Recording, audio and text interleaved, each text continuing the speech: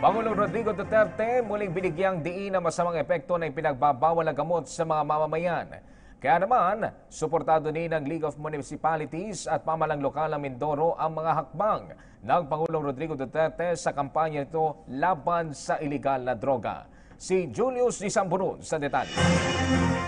Sa kanyang pagbisita nitong nagdaang araw sa Socorro Oriental, Mindoro, muling binigyan diin ni Pangulong Rodrigo Roa Duterte ang masamang dulot ng droga sa bawat individual. Kaya bilang bahagi ng kanyang sinumpaan sa bayan, ang tungkuling protektahan ang mamamayan nito laban sa impluwensya ng droga at anumang uri ng krimen. When I took my oath of office, I promise to God and to the people that I will protect and defend the Filipino nation. Nandyan na lahat yan.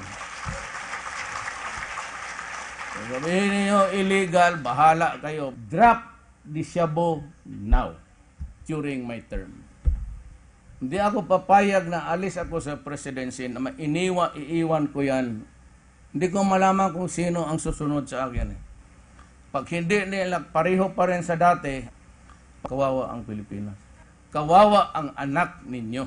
Then it becomes my burden now to answer balang araw.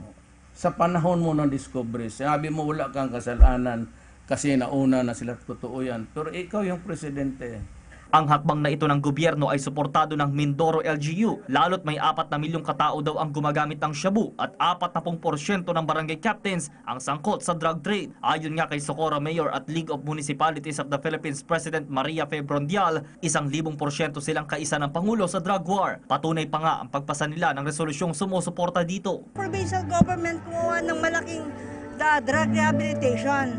Pero kami rin sa Socorro, gagawa kami ng programa para sa mga kababayan ko lang. Palibas sa probinsya at saka yung bayan na maliit, okay na nakokontrol. Magandang pamumuhay din ang nais ng lalawigan. Buod ito ng Pledge of Commitment na kanilang ipinresenta sa punong ehekutibo. Magtatayo din sila, katuwang ng DOH, ng isa pang rehabilitation center o rehab hospital on drugs para sa mga susuko at nais magbagong buhay. May laki itong 5 hektarya. Kasi regional hospital na gano'n. Pero about drugs. Inimbita rin natin itong partner niya sa drug war, itong Seventh-day Adventist. Gusto namin i-localize yung MOA nila with the President. Nauna nang nakapagtayo ng 100-bed capacity rehab center sa Old Provincial Hospital Building ng Mindoro. Para sa PTV News, Julius Disamboron, Oriental Mindoro.